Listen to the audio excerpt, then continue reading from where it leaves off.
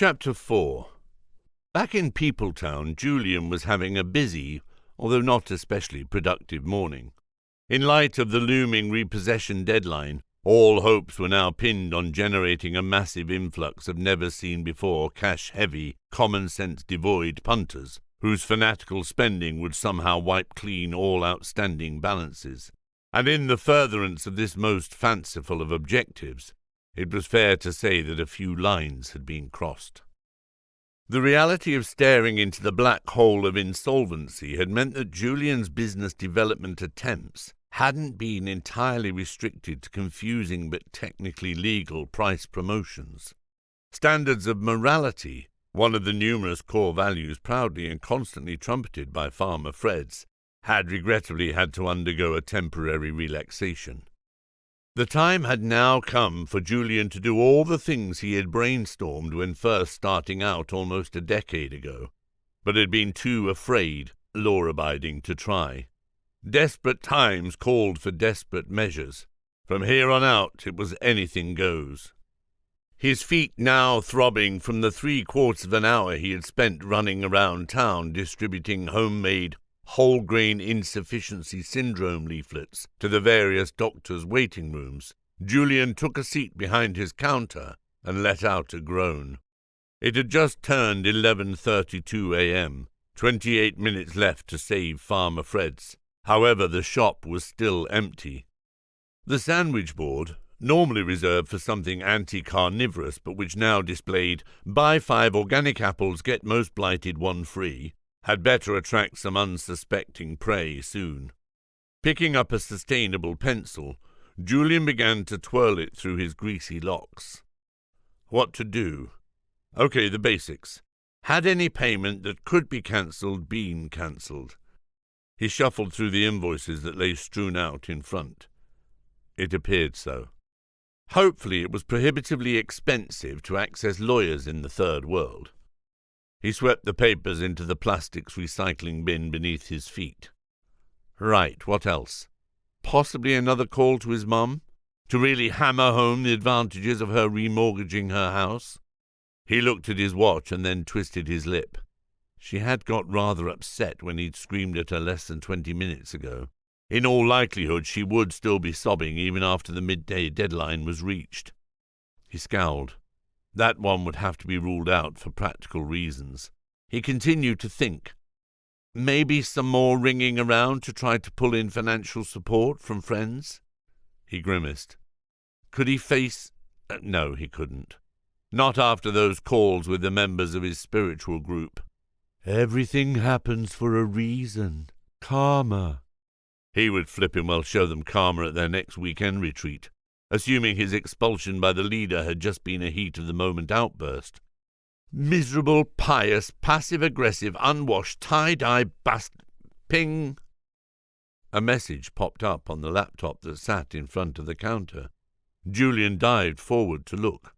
Could it be a response to his latest posting? Captive chimps prefer fair-trade bananas over rotting potatoes. A meta-analysis? Despite having sworn off it after last time, Julian had once again embraced the online world, and had taken today's day of reckoning as an opportunity to repeatedly post the web links of all the studies he had amassed over the years.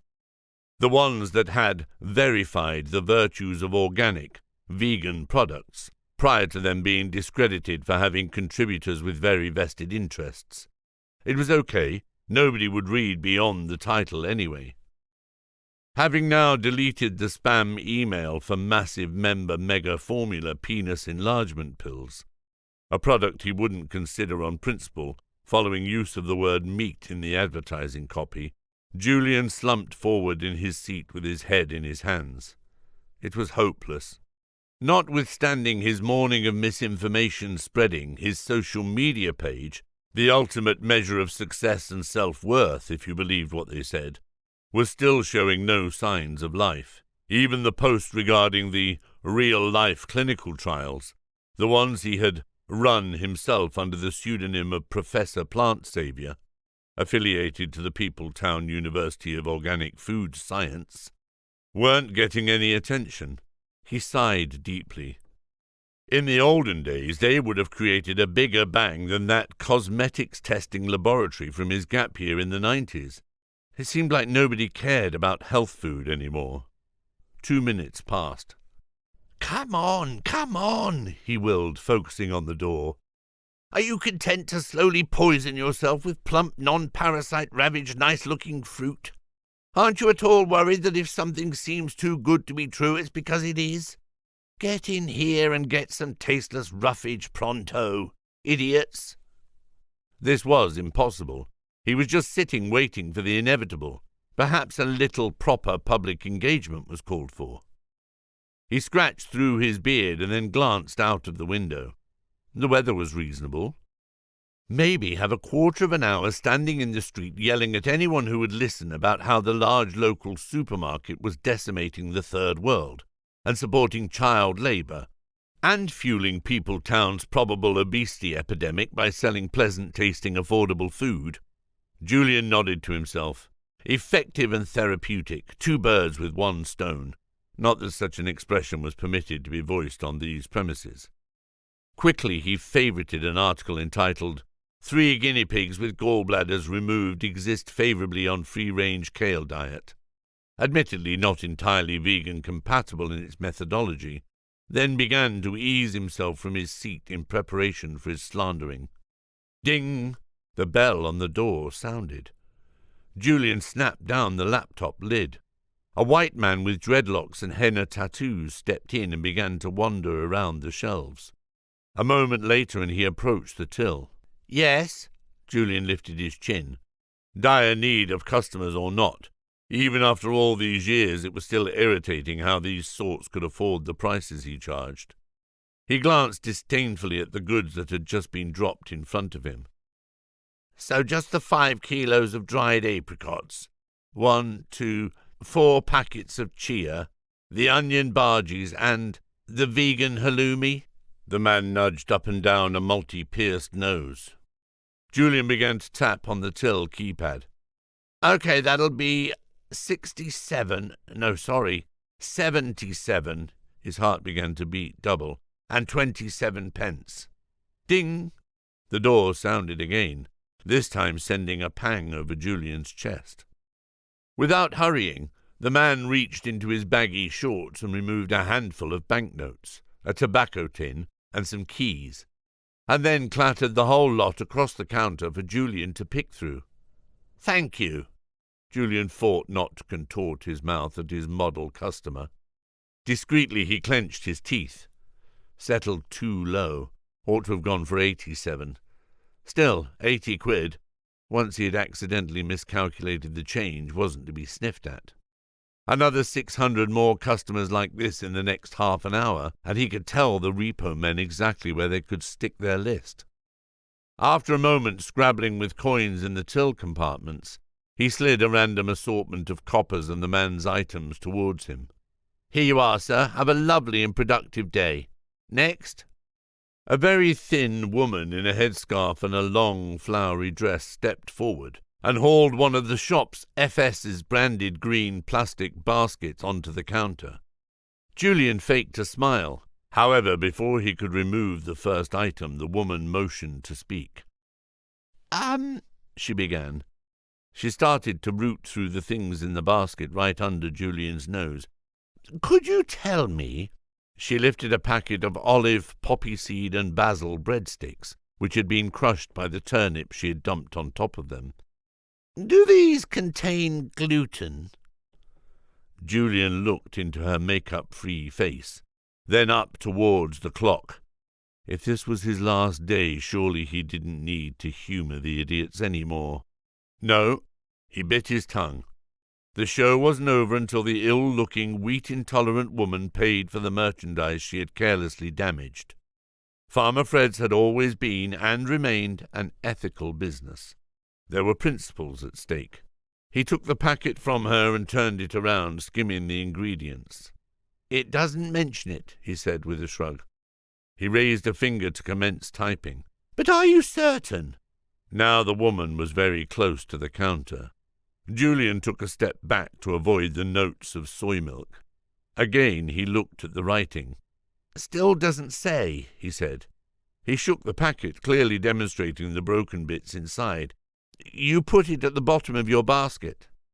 Yes, said the woman, ignoring his accusation and not bothering to point out that that sort of thing was only to be expected if they were to be found on the first shelf encountered. But normally products say if they're gluten-free, don't they? I'm very sensitive, so I... Well, sometimes they do, cut in Julian. There was no way she was putting this back on the display now she'd snapped them all. But I mean, it's only a small packet, isn't it? There's probably not enough space to write everything it doesn't contain. Look, it doesn't say radiation-free, but I'm pretty certain it must be. Subtly he tapped the laminated notice he had taped to the counter, which read, All products consumed entirely at customer's own risk. This notice is printed on vegan stationery. Yeah, I'm not sure, she said, fiddling with one of the 12 filthy-looking friendship bracelets on her wrist. Don't you have any traceability information? The various inspection reports for the last 3 years for every factory that each and every one of the raw materials ever passed through? Julian raised his eyebrows. Okay, you didn't bite the hand that fed you, especially if you were a vegan, and even if it was a vegan hand. But Jesus, he was sick of all this. The woman twisted. Perhaps I'll give it a miss. Beep, beep, beep, beep.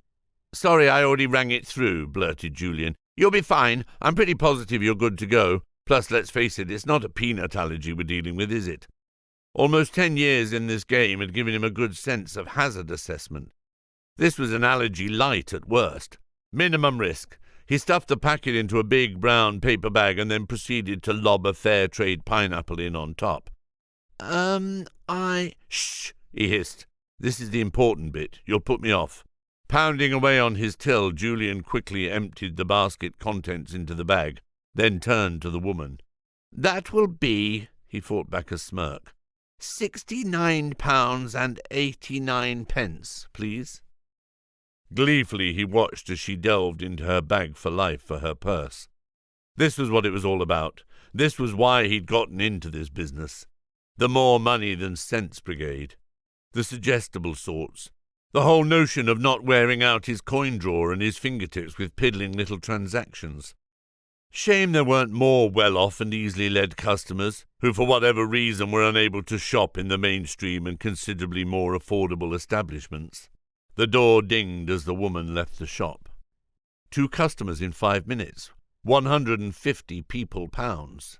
Not bad, but time wasn't on Julian's side. Rolling up his sleeves, he settled back behind his laptop and flexed out his fingers.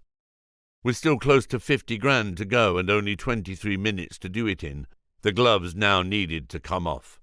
Even with today's morality moratorium, he had genuinely hoped it would not have come to this. He took a breath. The moment had arrived. It was time to expose the users of social media to his archive of real-life scare stories.